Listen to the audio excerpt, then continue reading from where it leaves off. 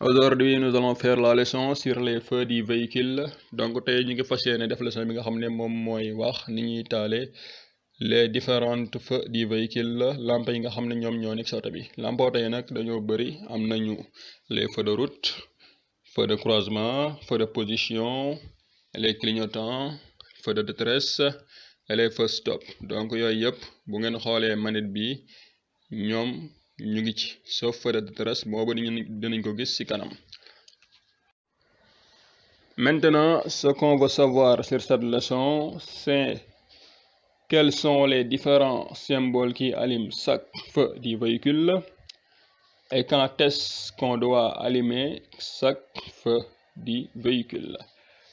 ci wolof li ñu bëgg a xam fii mooy yan symbole ñooy taal lampe oto bu nekk te lampe oto bu nekk tamit kañ nga ko war a taal. bu ñu xoolee symbole bi mu ngi représente les feux de route, donc ce symbole représente les feux de route. Quand est-ce qu'on doit allumer les feux de route? C'est pendant la nuit quand la voie est libre.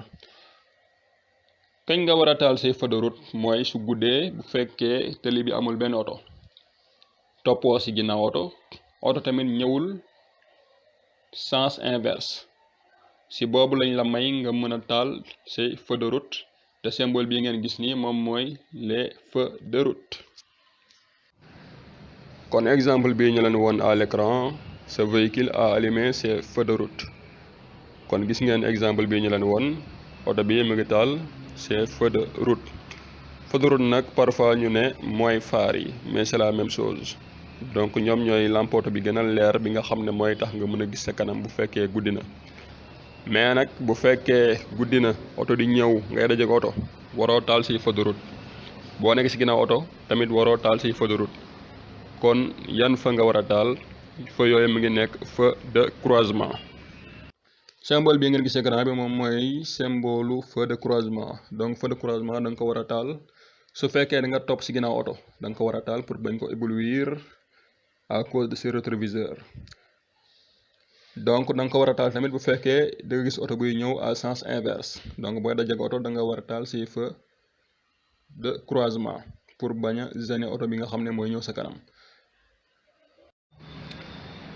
Comme on le voit ici à l'écran, ce véhicule va passer des feux de route au feu de croisement puisqu'il rencontre un autre véhicule qui vient à sens inverse. comme ni nga ko gisee fii ñu ngi dajeek beneen oto, kon fii dañuy fay sañuy feu de route ñu taal sañuy feu de croisement comme ni ngeen ko gisee nii ci exemple bii ñu leen woon. Ici nous avons les feux de brouillard avant.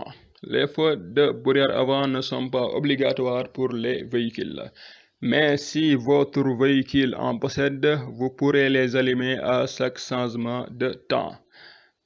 symbole bi moom mooy taal les feux de brouillard avant. symbole de brouillard avant moom ngay taal bu fekkee dafa am lay ba nga xam ne mënoo gis bu baax kaw tali bi. léegi nag feu yi bu fekkee da nga jël oto ñu ne la feu bi amu ci, donc mën nga koo jënd. feu de brouillard avant c'est pas obligatoire, mais nag bu fekkee sa oto am na ko à chaque changement de temps, bu fekkee jamono ji dafa changé muy taw wala muy neige wala yu demee noonu wala moom brouillard, donc mën nga taal say feu de brouillard avant. Par exemple ici il y a du brouillard et ce véhicule a allumé ses feux de brouillard avant pour mieux voir. comme niñ ko gisee fii oto bi mu ngi taal ay feux de brouillard avant am, kon fii dafa am brouillard pour mu gis bu baax dafa taal ay feux de brouillard avant am. Ce symbole représente les feux de brouillard arrière.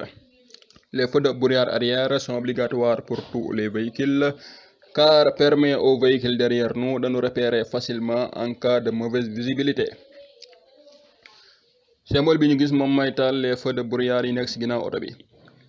feux de brouillard yi nekk ci ginnaaw oto bi ñoom ñooy tax oto yi nekk ci ginnaaw mën la gis bu fekkee visibilité bi baaxul, comme bu lëndëmee yenn lëndëm yi, donc moom brouillard, donc feu de brouillard arrière yi moom mooy tax yeneen oto yi mën la gis, donc yi da nga ko war a taal bu fekkee dafa am brouillard wala mu am chute de neige. Donc ces feux de brouillard doivent être allumés en cas de brouillard ou chute de neige. Comme on le voit ici, ce véhicule a allumé ses feux de brouillard arrière. Vous voyez que ici la visibilité n'est pas bonne du tout. Il y a du brouillard.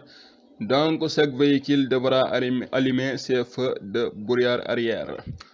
Comme niñ gisee oto bi dafa taal feu de brouillard yi nekk ci ginnaaw otoom pour que ñu mun ko gis facilement parce que fi mu nekk nii gis nañ ne gis-gis bi neexul ndax fii dafa am brouillard. Donc chaque véhicule oto bu nekk dafa war a taal ses feux de brouillard arrière. Ici nous avons les feux de position. Les feux de position sont utilisés pour rendre le véhicule visible à plus de 150 mètres. Elles sont utilisées généralement pour le stationnement sur une route. On ne doit jamais stationner sur la route sauf en cas de force majeure, donc en cas de panne, accident, malaise ou autre problème qui nous oblige à stationner sur la route. Donc on doit les allumer pour donner notre position aux autres véhicules pour éviter un accident. Lii mooy symbole feu de position yi ñaari symbole yi la ñu am donc mën nga am bi wala nga am bi sa oto. Léegi feu yi dañ koy utiliser pour stationner ci tali bi. Normalement kenn warul stationner ci tali bi mais bu fekkee da nga panne wala nga am accident wala problème boo xamante ne tu es obligé nga stationner ci tali bi donc feu de position bi ngay taal pour que yenn oto yi gis la pour nga éviter accident. Exemple ici, ce conducteur stationne sur la route pour changer le roue crevée de son véhicule. Ici, il doit allumer donc ses feux de position pour que les autres véhicules puissent la voir et éviter un accident. Donc, il doit obligatoirement allumer ici ses feux de position. Comme ni nga ko gisee fii oto bi dafa panne pneu moo crevé. Kon fii il est obligé muy stationner ci kaw tali bi fii nag dafa war a taal ay feux de position pour changer pneu après doog a dem li tax mu war a taal feu de position pour yeneen oto yi mën ko gis donc muy guddi muy bëccëg dafa war a taal feu de position pour yeneen oto yi mën ko gis donc bu paree changer pneu yi donc mun a fay feu de position yi après mu dem yoonam mais il doit ici obligatoirement allumer ses feux de position. Mais si les feux de position ne fonctionnent pas, on doit alors poser ce triangle de pré-signalisation 30 mètres derrière le véhicule et 30 mètres devant le véhicule. Mais bu fekkee dafa panne ci tali bi nag mais feu de position yi mënul tàkk donc dafa war a utiliser triangle bii ngeen gis nii bu xonk bii nekk tudd triangle de pré-signalisation donc dafa war a poser benn 30 mètres ci kanam oto bi ak beneen 30 mètres ci ginnaaw oto bi. Ici nous avons le symbole qui allume les feux de détresse. Les feux de détresse doivent être allumés en cas de panne, accident, malaise, etc. Et s'il y a un bouchon, donc embouteillage, le dernier véhicule devra allumer aussi ses feux de détresse pour prévenir les autres véhicules. Comme ni nga ko gisee symbole bi moom mooy taal les feux de détresse. Feux de détresse yi nag da nga ko war a taal bu fekkee da nga am accident panne malaise yu demee noonu yoo xamante ne da nga am problème ci tali bi donc mun nga taal say feux de détresse. Bu fekkee dafa am embouteillage tali bi dafa xat ba oto yëpp taxaw donc yow mi mujjee ci oto yi da nga war a taal tamit say feux de détresse donc voici le bouton qui allume les feux de détresse donc bouton bi moom mooy taal les feux de détresse. Ici nous avons les symboles des clignotants droite et gauche. Les clignotants sont utilisés pour changer de direction, quitter un stationnement ou dépasser d'autres véhicules. Pour dépasser un autre véhicule, on devra allumer les clignotants gauche car on dépasse toujours par la gauche, sauf deux cas.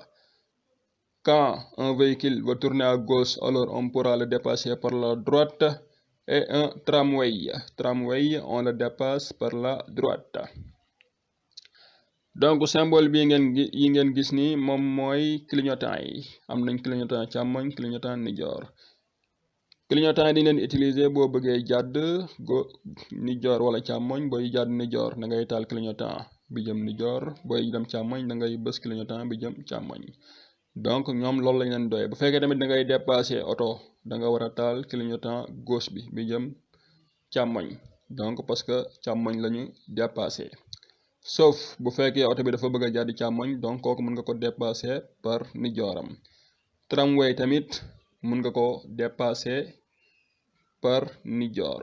donc loolu mooy rôle clignotant yi. Enfin, ici nous avons les feux stop. De couleur rouge vif, ils s'allument automatiquement quand on freine. Donc eux, ils n'ont pas de bouton qui va les allumer, mais ils sont automatiques. Dès qu'on appuie sur la pédale de frein, ils vont s'allumer automatiquement. feu yu mujj yi nag ñoom ñoo nekk les feux stop. les feux stop dañoo xonk, donc ñoom nag amuñu bouton ba leen di taal, mais boo dëggee frein rek dañuy tàkk automatiquement, donc ñoom amuñu bouton.